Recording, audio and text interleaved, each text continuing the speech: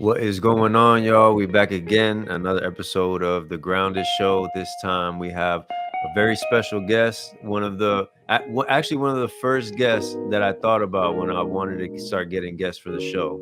And we'll get into why during the show. No But idea. yeah, and we have here the music artist Naomi August. How you doing? Good. How are you, Mr. Doing good. Lester? Doing good. Before we got on, we were talking a little bit about like just the comedy scene out in Dallas and Austin. And yeah, like a lot of these things are like brewing in different places now because you don't have to go to LA for, or New York specifically for these things anymore. You know what I mean? Like you can kind of get a buzz going and kind of build your own thing online or whatever, and you're seeing more talent kind of spread out. You know what I mean? Like even you being in Dallas now, you were in LA for a long time because of the music, and it's like that's where you had to be. You know what I mean? You had to be in Cali, and now you can kind of like go different places and still keep it going and keep doing your thing. Okay. Especially now too with the housing market and just other opportunities. Still going back and forth to LA, but yeah, it's a little overrated now as far as like, you don't have like you said, you don't have to go to LA anymore to know anybody. You can do everything online nowadays. You can live in freaking Timbuktu and still make a connection with the internet and stuff Yeah. like that. So, yeah. Were you there before COVID, like out west? Yeah, I was actually, yeah. So kind of elaborate on that because I went like right before it hit, and then I went after. So I kind of saw like a little difference, but I've only been there a few times. But you were actually out there, like, do you feel like the COVID thing was kind of that thing that kind of made LA kind of overrated in people's eyes and made everybody leave? No, for sure. It did. Everything closed down because I feel like with LA, all there is just restaurants and there's clubs and there's a lot of pockets too that I wasn't really a part of. But yeah, I think that's what it was. I think the scene kind of left, and then a lot of Hollywood started filming outside of LA, and so that kind of just started transitioning too. But definitely Sunset, Melrose, all those places, them shits just closed down, and then there was a lot of riots and protesting, and then the homeless, they just kind of started migrating away from the beach and more into the inner city. And yeah, so for sure, pre-COVID, LA was popping. During COVID, shit hit the fan. Damn, yeah, that it's kind of crazy because I don't know if that was like kind of like the beginning of that snowball kind of turning, but you know, all this P. Diddy stuff and just all like the Hollywood scandal type of stuff and all these like stories that are coming out, it's kind of like even just switching how like music and entertainment is just from the point of view of like the hierarchy, and like you've seen a lot of people stepping down from like these positions in music companies that are like highly coveted positions, and usually like the people like with the most power and stuff. You're seeing artists like I don't know if you saw, but recently the baby was on the Breakfast Club and he just openly said like their label was botting like his music and putting his stuff on playlists that was just guaranteed plays to keep him hot and to get him hot and stuff. And he's like, yeah, now he's not doing that. Now he's just doing like the organic vibes and stuff like that. So as an artist, I'm curious for your opinion because for me, it's always been kind of funny because if you talk about that side of music to like somebody that's just a listener, they kind of look at you like maybe you're just hating or maybe you're just mad because you're not in that position. But it's like, it's really what's going on. You know what I mean? It's not like a thing where you're like trying to discredit what somebody got going on. It's just the reality of the situation. You know what I mean? So, how how how do you feel like, because you've been consistent with the music throughout the whole era, you know what I mean? Like before the COVID, after the COVID, the botting, now that it's slowing down, you still been doing your thing. So you looking at those kind of situations and doing your thing in music, kind of how like what's your opinion and how do you kind of navigate that? In terms of like what I feel about botting first, or Just like how do I say it? Like that kind of like technique of people where it's just like, let's create a facade to create the interest and then let's see what happens. You got labels that are kind of pushing this as far as like the type of artists that they want to sign and the type of things they want to see. So you being an artist that's like really more like, you're a songwriter, you're more tapped into like really just making good music, and you're seeing like this kind of microwave mentality in music. Like, how do you feel about it?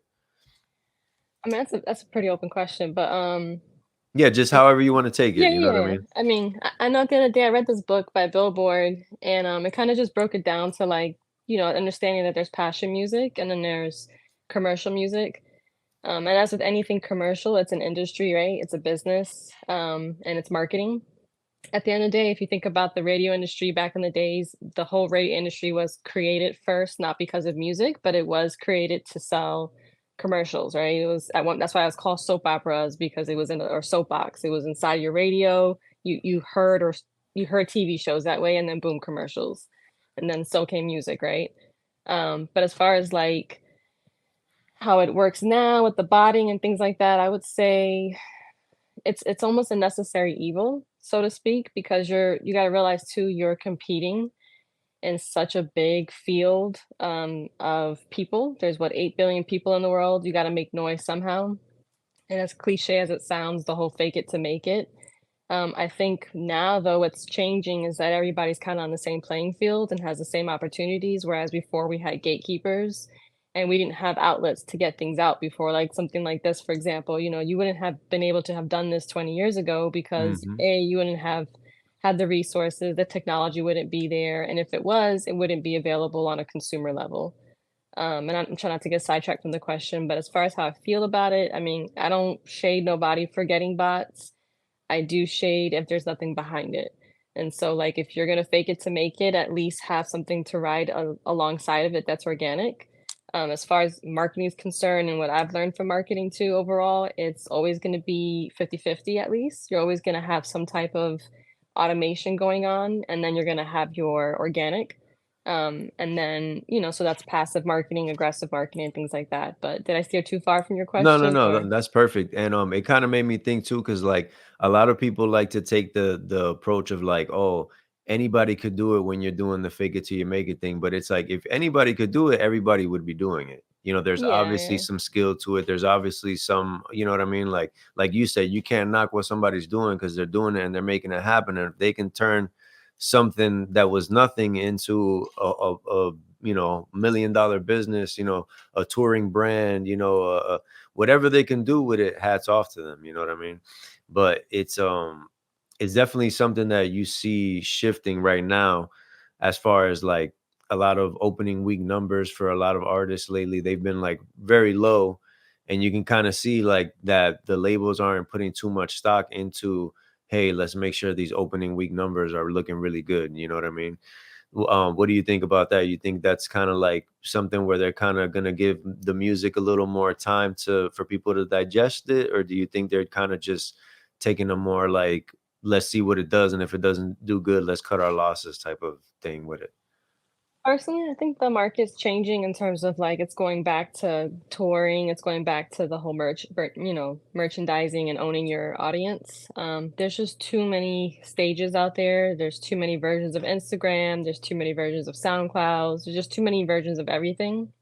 So I just think that they're probably gonna go back, and I'm hoping they're gonna go back to artist development. I think they're gonna go back to, again, old school touring where they're getting people out there organically, just to get those numbers. Because yeah, like before, you could beef up the numbers. I had a friend in the industry who still is, who told me like, "Yo, the whole industry's a lie. They beef it up, and then when they go to their concerts, they make sure their camera guy kind of just keeps the right angle so it looks like people are filling in the seats. But then Hmm. if you look at the box numbers, they're just not there." So yeah, as far as how I feel about it, I don't really care. I'm not like a performing artist per se. Um, and again, to each his own, but I do see that the industry is shifting in terms of, there's everybody has an even playing field now. So I think it's really going to come down to wits, to smarts.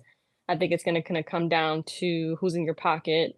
Money will always make something move forward, I think. And then at the end of the day, really psychology, learning how to read your numbers, analytics. I think that's what it's coming back down to. I think it's coming back down to just really truly old school marketing, so to speak, and not any more of this like inflation and tricking people into thinking you're a vibe, Yeah. um, something like that. Yeah. So, shifting kind of more into your music, um, you got a lot of music synced with a lot of big TV networks, and you've been in a lot of different TV shows with your music, and your music has you're very good at, like, with your songwriting and the way you put together the songs, like there's an instant mood that you can feel like with each song, you know what I mean? Like you got like a certain vibe going. It's all like your sound, but each one has its own like vibe, you know what I'm saying? And my question is, with you growing that, library of music that's been super successful getting synced, is it something where you kind of found that your sound catered to that, or did you kind of cater your sound to that? Does it affect how you write and create? Like, do just kind of like take me through that? Um, I mean, yeah, I guess it depends. I mean, for me personally, as far as making music, I've been doing it since I was officially like 9 years old. I'm 37 now. So, but as far as like my process, really is just I don't see colors when I think of music. I don't have synthesia and all that bullshit. But I do see scenes in my head. I do see movies, and I'm a big believer that music is a soundtrack Yeah. more than it is a showcase of who I am. Yeah, it's cool to be branded. Yeah, it's cool to be the artist that people are like goshing over, but I'm not really looking to make fan music per se as I am looking to make soundtrack music. So that's kind of always been my approach since I was young. Before even I started singing and writing, my thing has always been producing. I've always been a beat maker first or a composer, however you want to call it. And that's really where I started. And then from there, I was freestyling in school and rapping and doing stupid shit like that. As far as like catering to sync, I don't necessarily cater to sync. I think it just kind of coincides with it pretty well naturally because again, my process for me is music for myself is mental. When I go into the studio and I start making a beat, the first thing I'm doing is just trying to feel the vibe. And then as soon as I get it, then I just mumble my way through it. I don't really write lyrics per se. I kind of freestyle the whole thing. And then if it starts to make sense, cool, I start piecing it together. And then I think in hindsight, it sounds crazy, like, "Oh, wow, it's a deep story." Put my lyrics into ChatGPT, and that bitch will tell you it's an amazing, thought provocative thing, and you're like, "Not really," but, but as far as, like, my process for sync is concerned, no, I don't necessarily cater to sync. I have been in it now for 10 years, so I do have a natural ear for it, though, so, like, when I hear other artists, for example, I kinda know what will work and won't work. And even now in my own process, I wouldn't say I have a template, but I do have somewhat of an idea of a structuring of what needs to be there element-wise. I kinda know, based on editors, what they're gonna do when they cut the scene. And then I think it also helps too that, besides music, I also do graphic design and video and cinematography, and that's kind of been my background as well. I went to Full Sail and things like that. So I kind of get beats as far as not music beats, but like cutting to a beat when it makes like if you're editing a video and things like that. Yeah. So I think that's important too, is just always keeping in mind, if an editor were to have this track and they need to cut the scene or they need to chop your song up, is it going to sound like a complete chop or does it flow? And can they make it sound like another song? And something I like to do as well in my music is just kind of give you a piece of different genres. So my songs can be a little short, less than 3 minutes, maybe three and a half. But in that time, I'm trying to take you from the beginning to the end, but I don't want the ending to be the beginning, if that makes sense.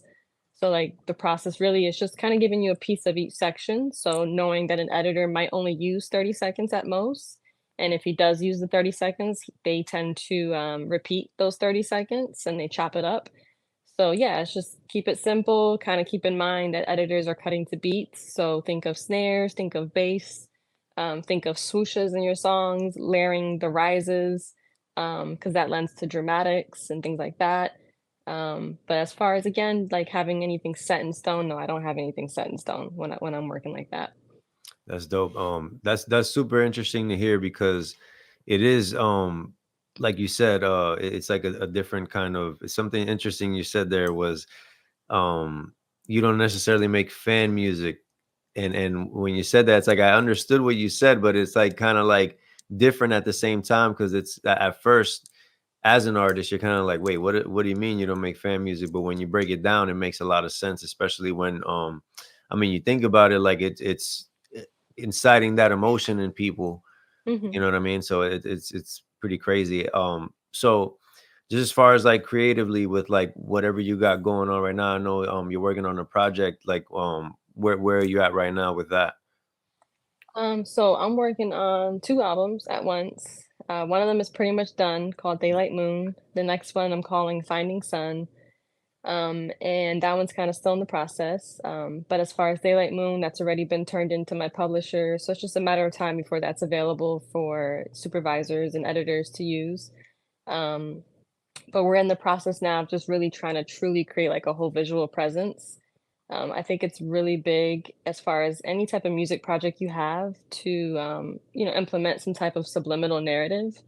And so what I mean by that is like, like on the surface, it can have a concept, but always have a lingering concept underneath that you can carry over to all your projects. And so that kind of can tie it in. So let's say if album one has a sound and album two has a different sound, if your narrative is the same subliminally, then it doesn't matter because you can still kind of tie it in.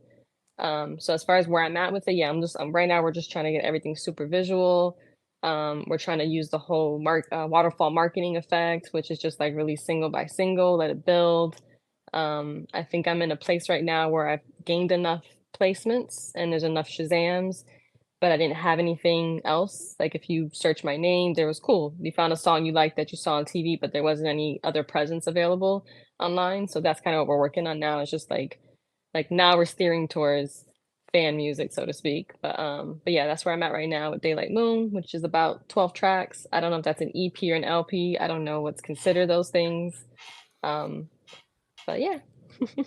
Um, so something just talking to you that I'm thinking is like you have a very complete vision when it comes to like what you're working on. Is that something that you learned? Is that something that kind of you've always had where like you kind of saw the whole picture? Like is that part of your like your creative process, kind of putting it all together? Like break that down. Yeah, definitely. I'm a writer first before all else. Like as far as music, I produce, I compose. Mentally, I'm always picturing movies in my head. Eventually, that's where I want to end up is making movies, composing for them. But yeah, I do see a bigger picture. I like to connect the dots. Easter eggs are really cool. I might not necessarily know verbatim exactly what the whole story is going to be, but I do know that I have a subliminal narrative. So I've kind of created an underlying structure, which for this project really is just a multiverse kind of vibe. And it's just leading into what's going to be the reveal of the simulation kind of thing and just tying everything into that. But yeah, I do see a bigger picture and I do believe in tying it all together, or you can kind of become aimless, I think. A lot of artists are looking to make hits. And when you do that, you're going to kind of just get caught up in the moment and you're going to sound very generic. You're going to sound very in the moment and it's not really going to be timeless or classic, right? But if you just kind of make music that tells a story, I think, in my opinion, it lasts longer and it might not hit now, but it could hit later. Good example, an artist like that, or like Kid Cudi, for example, Day and Night, tells a whole entire story. And if you look at that album, there's a whole concept behind it, and that song alone, I think took like what 3 years for it to pop and shit like that, and MIA Paper Planes and just all these things. So, and I bring that up to say too, at the end of the day, you're always planting seeds. So as far as, having a complete vision, it is important because you need to know where you're steering your ship at the end of the day. You might not know what the end result is going to look like. You might not know what's going to be there when you land on that island. Hopefully you're not there to murder indigenous people, but at the end of the day, you are on a journey and you don't want to be aimless at the end, is what I'm trying to say. So Yeah, no, that makes a lot of sense. yeah. And so as an artist that I found on SoundCloud, what do you feel about SoundCloud, like that whole era, and even now, like do you still utilize it? Because like I said, I did find you on SoundCloud, and I feel like at that time it was like you could find a lot of like super dope artists on SoundCloud just because I don't know, maybe just the freeness of it, the idea that you can just throw something on there regardless of if it's cleared or whatever the case is, and people could listen to it and vibe to it. Like, would you say that SoundCloud did anything for you as an artist? First of all, I didn't know that. I didn't know you found me on SoundCloud. I was gonna ask you like, how the hell did we meet online, whatever. I thought it was just like mutual friends, but that's dope. I love SoundCloud. I still use it to this day. It's not anything I like overly market. I like it that it's niche. I feel like the people that follow me there are like true fans, if I have to use the word fans. I love SoundCloud. It allows me to put all my rough drafts. You know how easy it is to go in there and replace your files. Hmm. It's kind of like a pre-stage. Whereas like once you put some shit on Spotify, you're kind of like, fuck, now you're in the algorithm. But once you put it on SoundCloud, I think it's for you and yours. Hmm. You know, the playlisting I think is dope. Again, like I said earlier, the replacing files, you can have different versions. And as far as like discovering, I think, yeah, I think it's a good platform still. And I think it's a little underutilized by a lot of people because, you know, it's not, there's no big major playlisting on it, and there's nobody that they know of that has been found outside of like SoundCloud rappers and things like that. But no, I think SoundCloud's a really dope platform. I'm still a big fan and I still use it. Yeah, I always felt like SoundCloud didn't get its due, and so many people still use it, but don't really like you even just said, like don't really put it out there like that or promote it that much. Um, I wonder why that is because it's like I said, there's so many people that use it and utilize it the same way that you're saying, and people that I know that don't even really like they're not even in music use SoundCloud. You know what I mean? Like there's something about it that just anybody that likes music, it's just something there that like other sites have tried to kind of emulate or even before them they try to do it like even with like SoundClick. Remember SoundClick back in the day? Yeah, I remember SoundClick. Yep, heck Like yeah. SoundClick had like a little like niche thing and like people looking for beats and stuff like that. Some songs here and there, but mostly it was like nobody knew what SoundClick was, but SoundCloud really was like that thing where even sometimes you could even find songs that you couldn't find somewhere else because of like the licensing thing we're No, talking for about. sure. I think that I put out so many, sorry, but I my put out bad. so many remixes too on SoundCloud, and like you said, the whole Mhm. the clearance thing. But Yep, yep. I didn't want to Y interrupt you. No, no, yeah, oh, I was gonna say, it's funny, like, certain songs and, like, the reasoning why they don't get cleared, and, like, songs that you remember that you can never find them on Spotify or Apple Music or whatever. One that's so weird to me that always stands out is DMX "Slippin'." The original unedited version is not on any streaming service. Like, they have, like, the edited version, so the clean version. They got other versions of the song, but for some reason, the dirty version of "Slippin'" is not on any streaming service. No idea. I don't even know what song that is. And that's another thing too. I make music, but do not tell me to reference anything because it's Dang. I will not know. Well, that's a classic. That's, like, one of the best DMX songs. That's like You're gonna have to drop it in here. yeah, yeah, I'm definitely gonna throw it in the background, and yeah, but that song always blew my mind that version is not online. Like, it's so weird, like these little things that stop music. You know what I mean? Like from different angles, whether it be the sounds that you used on it, the people that were involved not agreeing that they wanted to stream. Like, there's just so many little things The that stop music. politics. Yeah, the Yeah, yeah. politics. No, for sure, yeah. And a lot of people are always be like, oh, when are you going to drop some new music? And sometimes it's not that simple, and that's kind of where like the SoundCloud thing comes into play, because regardless of what anybody's saying, you could still drop some music there to get it to people and see what they feel about it. Yeah, yeah. One of my strategies too is I kind of release first on SoundCloud and I do it super low key. I don't market it. I don't tell people like, hear my song, whatever. Every now and then I'm like, hey, if you're into SoundCloud, check this out, type of thing. Because I do feel like SoundCloud's a lot like, audio heads or audio files that are like, it's the type of person that would go to a record store and they would siphon through records and find something that they like. And remember back then too, like you can go to Walmart and have your neck break listening to Yeah. music, clicking on Uh-huh. them CDs. So I feel like that's what SoundCloud is for me. It's just like it's a cool crate, it's a cool place to dig through. I don't want to speak too truthfully or matter of fact, but I feel like the algorithm's different too. It's not really like force feeding you anything, you know what I'm saying? Yeah. Like you go on to anything else in particular, like Spotify, the algorithm is just so bought and it's just so consumed by the shareholders that like it is very hard to stand out unless you already have a fan base per se, or Hmm. you've made it on a major playlist. Yeah, yeah. So, but yeah, but I think SoundCloud, I think is where it's at. It's underutilized. And as far as like you bringing it up to, it's making my brain turn right now because I'm like, yeah, man, that's a whole like untapped market, so to speak, because there is still something there for it for sure. Yeah. So there was two songs that I heard from your SoundCloud that were super dope. The other one I don't remember the name, but I do remember the name of one of them. It was called either The In Between or In Between. Do you know which song I'm talking about? I sure does. That was one of the songs that I heard that and then I saw that you were local at the time. You know, you were in Orlando at the time, and you did know a few people that I knew, and that's how I tapped in with you. Oh, okay. Yeah, yeah. Now I Yeah. remember. Okay, okay. But yeah, Yeah. so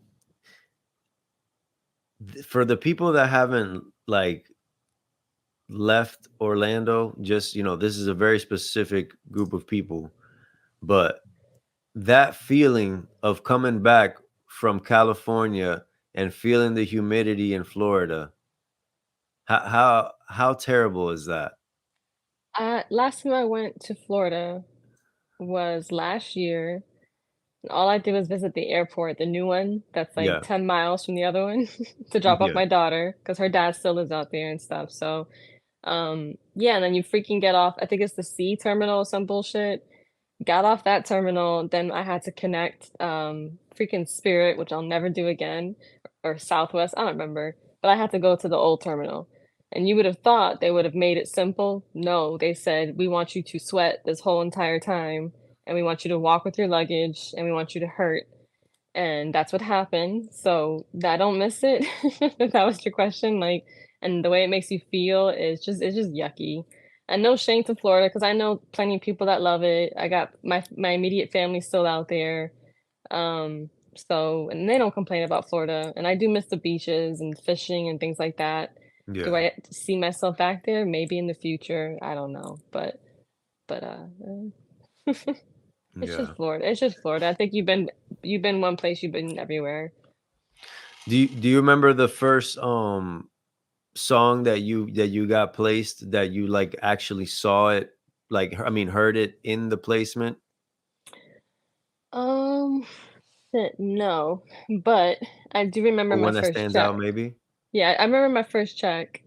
I had signed in 2014. It's through Sony. And then 2 years went by, nothing happened. I think I turned in like 3 songs, whatever. And then I would say I went to Cali a couple of times. My publishers are out there. They kind of mentioned like, hey, the company's picking up because they had just started too when I had signed with them.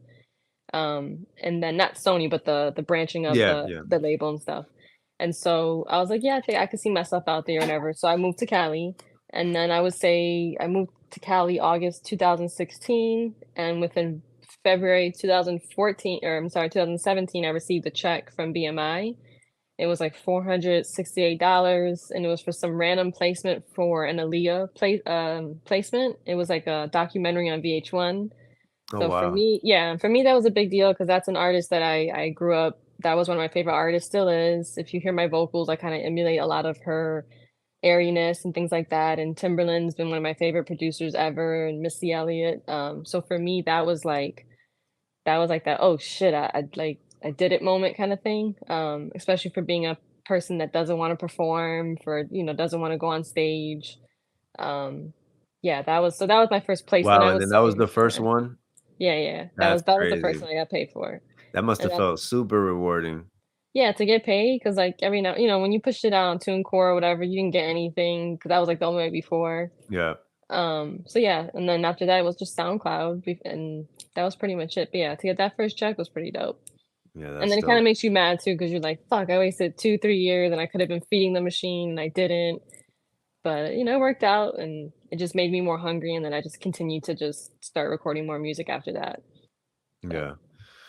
Yeah, man, that's that's dope, and that's just crazy that it would be, somebody that you just said that it's like a sound that you kind of emulate, and then for it to be in that kind of project, it's like wow, like it's definitely got to be like reassuring. You know what I mean? Like, yeah, I'm where I need to be. yeah, it was validating for sure. I was like, "Is it destiny?" I don't know what I feel about destiny per se, but it was definitely validating. Yeah. So as we kind of just wrap up, I know you said that you're working on two projects right now. One of them is pretty much done. The other, I mean, is done. The other one is still like kind of in the process. What has kind of been your movie vision per se for these projects? Like, do you have certain scenes in your head when you're when you were putting it together? Or like, what can you give us like a glimpse into that vibe? Yeah, so Daylight Moon really is inspired by my Dallas situation. Being in the suburbs, I wouldn't say I'm stuck in the suburbs, but it kind of feels that way. So really it's just a liminal space of being in this place that everything is mundane, everything is kind of repetitive. The idea of daylight moon is just like a never-ending day. So like, you'll think the sun's gonna set visually, but then all of a sudden it's daytime again. We've been working through different iterations of short films. My last project, Inter Alia, kind of will tie into this as well, and that's kind of like the prequel, I guess you can say, or Universe One. And if you were to dive into that project, it's a little short film, and at the end, there's a phone that rings, and you still don't know who the voice is behind that. And we're kind of just playing with that whole like mnemonic device thing, where it's just little things that tie in every universe together in some form, kind of like the Matrix has the payphone. Yeah. So that's kind of like what we're playing with too. So in Inter Alia, it was a black phone. In Daylight Moon, we'll have some Easter eggs, and then in Finding Sun, we'll have other Easter eggs, and in the end, you'll see the full picture, but in between, you're gonna kind of just one thing might not feel like it has to do with the other per se, but it'll eventually start to like pull in together. But as far as like the vibe of Daylight Moon, I would say it's got a classic feel. It's very retro. It's mixture of indie rock, some hip hop, R&B vocals, and just shit like that. And as far as visuals, definitely tapping into AI, definitely tapping into playing with just a lot of cinematography and just lighting and just cool stuff like that. But Nice. I don't know if I gave a good answer. No, I no, feel like that's I feel like I perfect. failed the F cat. No, that's perfect. But yeah, do you have anything you want to leave them with? Besides your website, which we'll throw on here as well, naomiaugust.com. Do you have anywhere else that you want to direct people to? Well, we've been working on this thing called the Hat Dealers, which is one of our hats here. So that's coming out soon, hatdealers.com. And Supply Market, really, that's just going to be an overall collaboration hub for other artists. So, like you yourself, let's say, you want to sell some merch, you might want to collab. So, Supply Market might have like an exclusive drop that's between, your brand and our brand. And, we just kind of like one hand washes the other kind of thing. Yeah, yeah, But really, the goal right now for me for the rest of this year and next year is just to collaborate and just really get in with other artists and start touring. But my version of touring is going to be different. It's going to be more pop-up shops and just collaborations and just things like that. But yeah. yeah, as far as leading with people with anything, it's just hi, hello, I'm Naomi August. I make beats. You might have heard some of my songs. If you watch Indian matchmaking or Love Island, definitely. And I do not judge you if you watch those shows. But that's pretty much it, man.